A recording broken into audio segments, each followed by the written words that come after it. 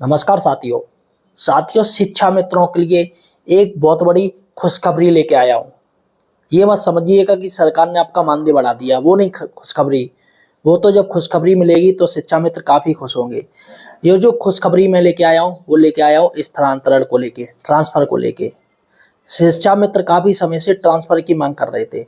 Last 2018 में इनके transfer हुए थे, तब से लेके अब तक कोई ट्रांसफ़र नहीं हुआ है। जबकि अन्य जो टीचर्स हैं उनको ट्रांसफ़र का लाभ कहीं हर साल मिलता रहा है। अब ऐसे में शिक्षा मित्रों के लिए सरकार ने खुशखबरी कर दिया, उनका ट्रांसफ़र समायोजन बहुत ही जल्दी इसी साल कर लिया जाएगा। पूरी जानकारी करेंगे। यहाँ पर दोस्तों सचिवालय की आपको खबर लेके आया हूँ।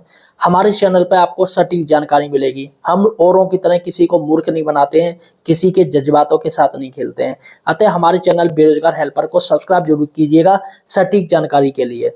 देखिएगा दोस्तों, शिक्षा मित्र वो शिक्षा मित्र जिनकी शादी हो चुकी है या अपने बच्चों की पढ़ाई के लिए कहीं और शिफ्ट हो चुके हैं, अब ऐसे में उनको दिक्कत होती है आने जाने के लिए।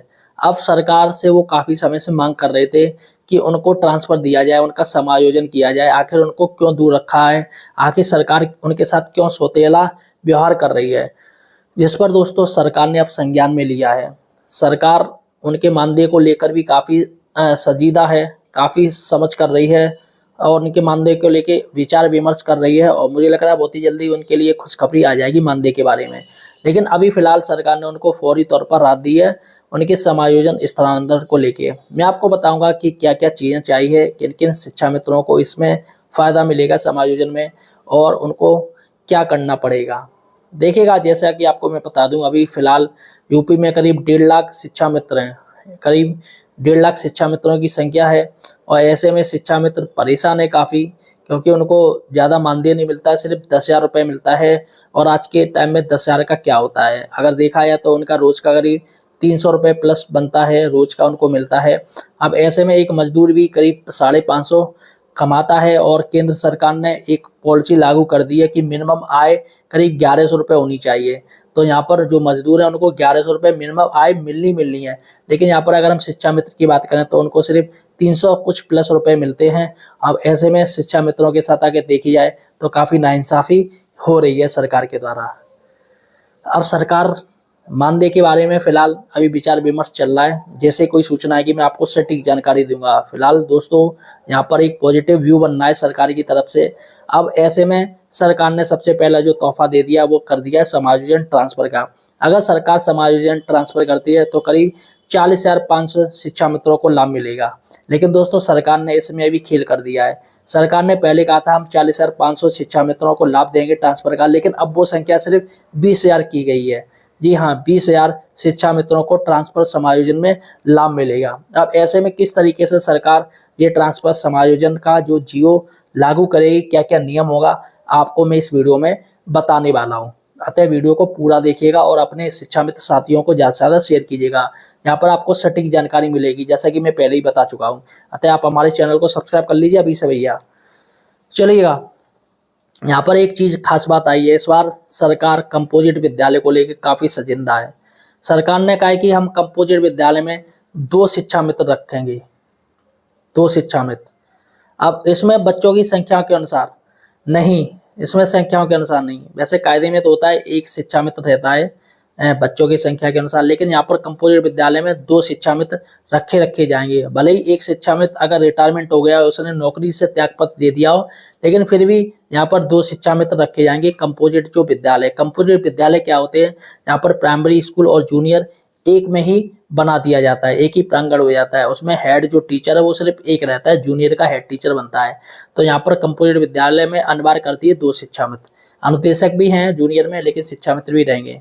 इसके साथ ही अगर हम बात करें कि कितना क्या नंबर मिलेंगे शिक्षा मित्रों को, देखिएगा सर्विस के आधार पर 1 नंबर मिलेगा। मतलब शिक्षा मित्रों की सर्विस अगर 10 साल की होगी तो 10 नंबर हो गए, 15 साल की होगी तो 15 नंबर हो गए। लेकिन 20 नंबर से आपको ज़्यादा नहीं मिलेंगे, सिर्फ 20 नंबर क्राइटेरिया रखा गया है। किसी को 22 साल या 23 साल हो गए तो उसको 22 नंबर या 23 नंबर नहीं मिलेंगे, सिर्फ 20 नंबर मिलेंगे। अधिकतम 20 अंक रखे गए हैं। इसके साथ ही कोई असाध्य रोग से पीड़ित है, उसका कोई ट्रीटमेंट चल रहा है, तो ऐसे में उसको 10 नंबर मिलेंगे। ये जो असाध्य रोग है वो सिर्फ उसके पत्नी और 2 बच्चों या उसको इन चारों के अलावा किसी चाहे मम्मी पापा को, तो उसमें उनको फायदा नहीं मिलेगा। सिर्फ उनके परिवार में, यानी कि पति पत्नी और 2 बच्चे हों, तो उसमें उनको 10 नंबर मिलेंगे असाध रोग में। दिव्यांग अगर कोई शिक्षा मित्र है या बाद में उसने दिव्यांगता का प्रमाण पत्र बनवा लिया है, जैसे बाद में उसका एक्सीडेंट हो गया, कुछ दिक्कत हो गई, तो उसको 10 नंबर मिलेंगे। यहाँ पर दिव्यांगता प्रमाण पत्र आपका सीएमओ द्वारा अप्रूव होना चाहिए, मतलब एक्चुअल फर्जी नहीं होना चाहिए, सीएमओ द्वारा मान्य होना चाहिए या कोई केंद्र सरकार द्वारा मान्य होना चाहिए। ठीक है।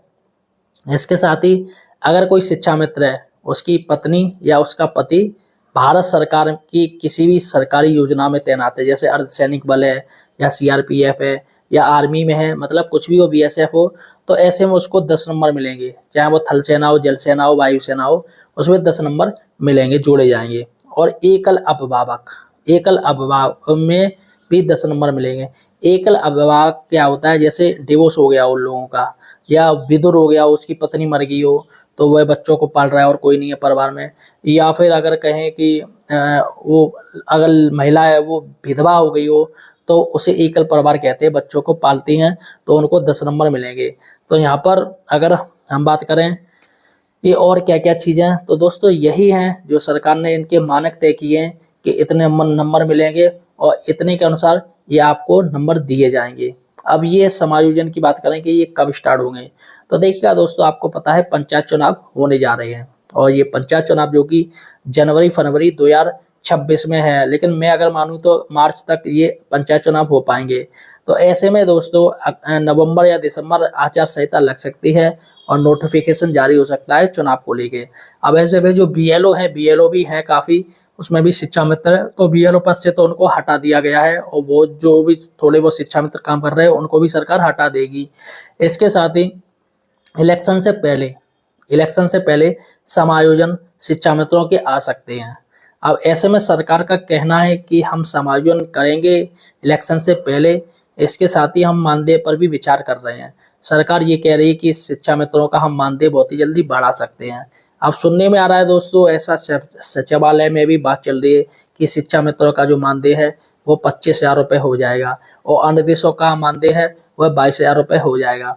अब इसमें दोस्तों कितनी सच्चाई है वो तो जब इसका नोटिफिकेशन जारी होगा, सरकार की तरफ से अभी कोई ऑफिशियल स्टेटमेंट नहीं जारी हुआ है, लेकिन समायोजन को लेकर स्टेटमेंट जारी हो चुका है। सरकार बहुत ही जल्दी, अगर देखा जाए तो हो सकता है जुलाई या अगस्त में इसका नोटिफिकेशन जारी हो सकता है।